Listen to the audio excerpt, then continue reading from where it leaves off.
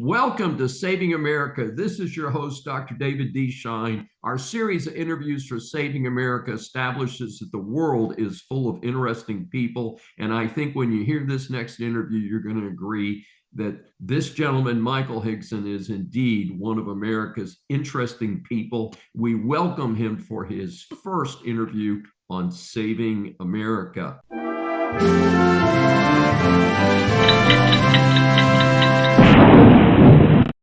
Many in our audience were not born or certainly not old enough to be aware of the horrors of 9/11. Please describe what happened that day and how it led to your book, Thunderdog. And of course, we already know that at age 14, you got your first guide dog. So how, just as we lead into this question, how long does a guide dog work with an individual? Because I know there's a year or two of training and then they only go a certain period of time. Is that correct? Not a certain period of time. It's all about the health of the dog. So my second guide dog, Holland, actually worked 13 years. Now, we weren't doing a lot of walking around for the last few years, but he worked from 1973 until 1986. Wow. And I had arranged to get a third guide dog, and 2 weeks before, he collapsed out in our backyard, and we got him to the vet. The vet said, we can bring him back up, but he's not going to have a good quality of life. He's had a heart attack or a stroke or perhaps both. And so we had to say goodbye to Holland a little bit more suddenly than we had thought. But then 2 weeks later, I went up and got my third guide dog, Klondike, and began working with him. At the World Trade Center in 1999, when we opened the office for Quantum, I had just gotten my fifth guide dog, Roselle. And so Roselle and I went to the World Trade Center, and I spent time, as the leader of the office I was in, I knew that I needed to do what anyone else who was leading an office would do, but I had to do them differently. So for example, not only did I need to know what to do in an emergency and how to function, but I had to actually know it because I'm not going to read signs. And so I spent a lot of time walking around the complex, learning where things were, talking to the Port Authority, police, and fire departments, and so on, learning what the emergency evacuation procedures were, and so on. And what I didn't realize until many, many years later is that what I actually had done was developed a mindset that says, you know what to do if there's ever an emergency. You don't need to fear it. And I didn't realize that, but that's part of, I think, what my makeup is. But the bottom line is I learned all of that.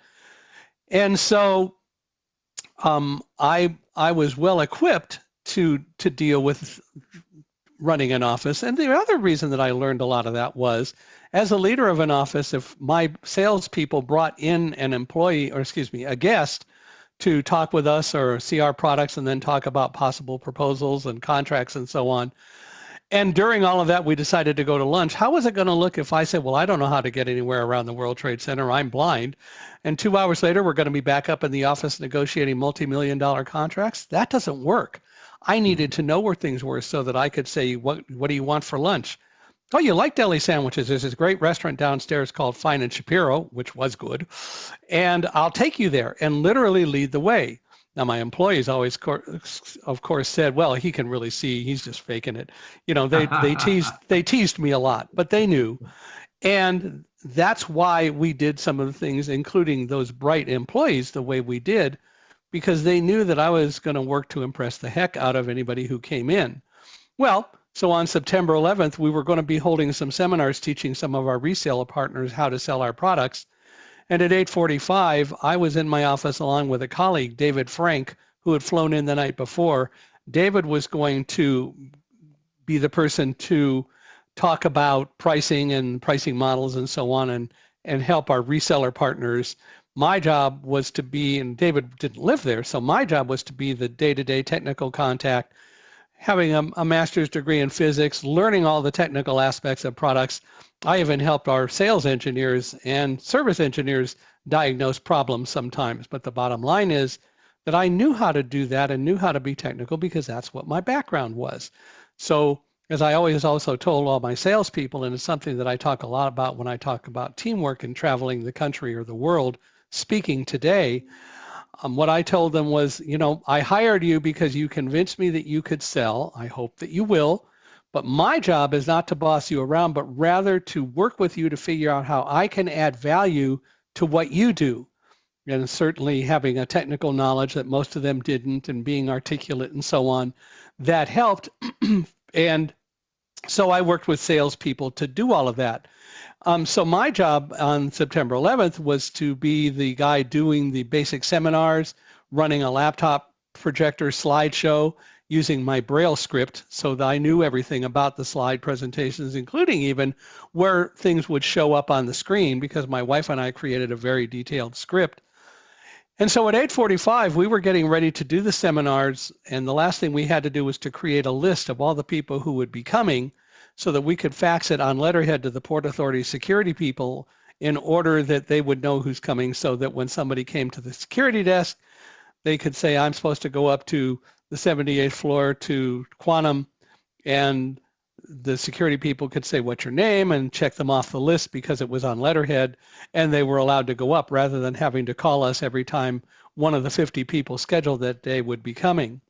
So at 8:45, I was literally reaching for letterhead when suddenly the building sort of shuddered and shook. We heard a muffled kind of thud, and then it began to tip in one direction, as I'm now tipping my hand toward the camera. Literally, it tipped, I think, like 20 feet. Tall buildings like that are flexible. They're made to bend in the breeze because heavy windstorms and so on could shake buildings.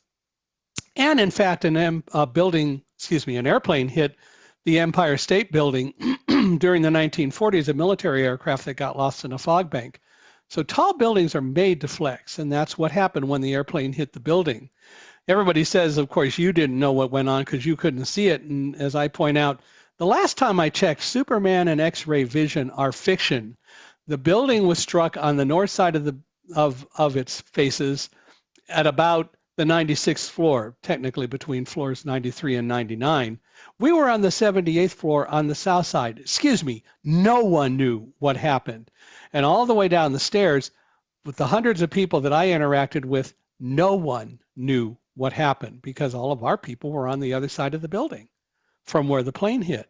Anyway, David and I actually finally said goodbye to each other because we thought we were about to take a 78th floor plunge to the street when the building stopped and it started coming back the other way. Wow. And when it got vertical again, I went back into my office. I was standing in the doorway. I grew up on the San Andreas Fault in California, right? Building moves, go stand in doorway. Yeah, a lot of good that does on the 78th floor and you're standing by a non-bearing wall, but it's habit. Anyway, so the bottom line is that after the building stopped moving, I went back in and I met Roselle coming out from under my desk. I told her to heel, which meant to come around on my left side and sit, which she did. And about that time, the building dropped straight down about 6 feet. The reason it dropped is because the expansion joints that make the building flexible went back to their normal configuration, which is exactly what was supposed to happen. Then David looked out the windows and started seeing fire and smoke above us, and I could hear noises outside the window, and he described it as millions of pieces of burning paper falling outside our windows. And he kept saying, we got to get out of here. We can't stay here. We got to get out of here right now. Remember I mentioned that mindset before? It must have clicked in because what I started to say to David was, slow down, we'll get out. No, we got to get out of here right now. We can't stay here. The building's on fire. We had early arrivals, early guests, and they started screaming and moving toward the exit, but then they heard me say, slow down, stop, and they waited to see what was going to happen. And finally, David used what I call the big line. You don't understand. You can't see it. That's what people do. The presumption is if you can't see it, you don't know. And the reality is when you can see it, you don't know. The fact is that David wasn't seeing what I was seeing because he was panicking. What David wasn't seeing was that I had a dog sitting next to me, wagging her tail, yawning, going, who woke me up, not giving any indication of fear. And I knew what Roselle was like when she was afraid because she's afraid of thunderstorms. Well, I finally got David to focus and I said, get our guests to the stairs. Do not let them take elevators because you saw fire. And if those fires are in the at all central part of the building, it's where the elevators are and people are going to perish. So don't let them. Absolutely.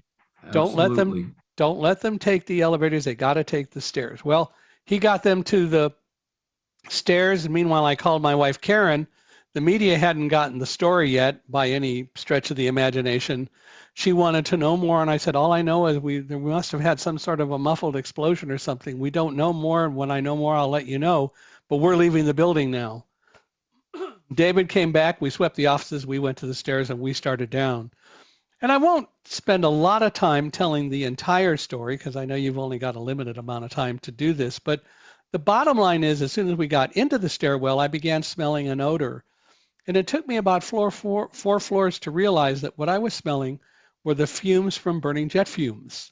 Yes. And burning jet fuel. And I realized that it took me about 4 floors to recognize it, but I realized I'm smelling what I smell at airports. And so I observed to other people around me, that odor is the fumes from burning jet fuel. And they said, yeah, we were trying to figure it out.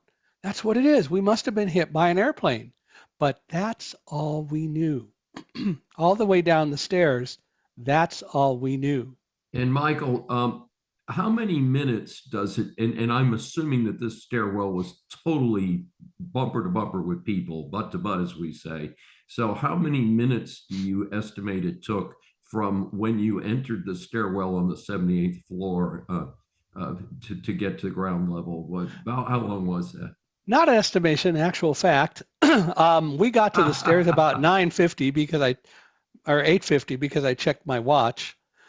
We started down, and at the 30th floor, we met firefighters coming up the stairs. And by then, and I checked my watch again, it was 10 after 9. So it took us 20 minutes to get from floor 78 to floor 30. But then with firefighters coming up and taking a lot of the stairwell, that slowed us down. And it took from 9:10 until 9:35 to get down the other 30 floors. So now that's a total of 45 minutes. And then when we got down to the bottom and got out into the lobby, they wouldn't let anyone go outside through the doors that would go from the lobby to outside, probably because if you had gone outside there, that's where people were jumping from up above, and they didn't want that to be an issue. So people were escorted or shunted through the whole complex to go outside as far away from the Twin Towers as we could be. So we didn't get outside until 9:45. So it was basically almost an hour from the time the plane was hit until we got outside. Once we got outside, David looked around and he said, Mike, there's fire in Tower 2. And I went, what are you talking about? He said, there's fire. We didn't know. The fact is that plane had hit. The fact of the matter is we didn't feel it. We didn't hear it. We were in our own little cocoon, if you will, our own little cave going down. All we knew was when we got outside, we were told to leave the area. So we went over to Broadway and started walking north on Broadway. We were on the west side of the street. So to my right was Broadway and to my left was the building. We crossed several streets. We got to Vesey Street and David said, I can see the fire really clear. We're close to Tower 2. I want to take some pictures because he saw the fire in Tower 2 that we had no idea about. Yes. We thought maybe the fire just jumped across from our building because we had no clue. David took out his camera and was taking pictures. I tried to call my wife, Karen. I couldn't get through. The circuits were busy. Right. Because clearly people was saying goodbye to their loved ones. Yes. And so I had just put my phone away and David was putting his camera away when a police officer yelled, get out of here, it's coming down now. We heard this rumble that became this deafening roar. I described the sound as kind of a combination of a freight train and a waterfall. You could hear metal clattering and clashing and glass breaking and so on. And then the white noise of Tower 2, which was about 100 yards away from us, collapsing. Everyone turned and ran. David turned and ran. He was gone. I turned Roselle 180 degrees and started running back the way we came. And we got to the next street now going back. So that was Fulton Street that we had crossed a little while before. And I turned right on Fulton Street because there was debris falling around us. And I was hoping I could get out of some of the line of fire from that debris. And it helped a little. I ran about 25 yards and suddenly caught up to David because it turns out that that's the way he had run. And when I caught up to David, he apologized. And I said, don't worry about it. Let's keep going. And we ran and we suddenly were engulfed in all the dust and the dirt and debris from Tower 2's collapse. And we knew we had to get out of it. So now to my right was the building because we were going the other way. And I told Roselle, go right, right. I don't know whether she could hear me or see my hand signals. But she must have known what I want because suddenly I heard an opening on the right and she turned right to go into that opening took one step and stopped and wouldn't move. She froze. And I'm going, come on, Roselle. Nope, she wouldn't move. And I realized she stopped for a reason. She's a guide dog. So Yes. upon investigation, I realized that we were at the top of a flight of stairs. She did exactly what she was supposed to do. She got a hug for it, and then I said forward, which is the right command, and we went down the stairs and ended up in the arcade entrance to the Fulton Street subway station. We were there with some other people, and an employee of the subway system, a guy named Lou, came and got us and took us all. He discovered us there and took us to an employee locker room. There were already a few other people there, and we just sat there and tried to make sense of it all. And we were there about 15 minutes when a police officer came and said, the air is clear up above. You can't stay here. You need to leave. And he wouldn't wait for discussion. He turned, and we just followed him back to the stairs, up the stairs, through the arcade that I mentioned earlier, and then up the last 2 flights of stairs. And we got outside, and David looked around and he said, oh my God, Mike, there's no Tower 2 anymore. And I said, what do you see? And he said, all I see are pillars of smoke, hundreds of feet tall. There's no Tower 2. It's gone. And we stood there kind of in shock, not understanding.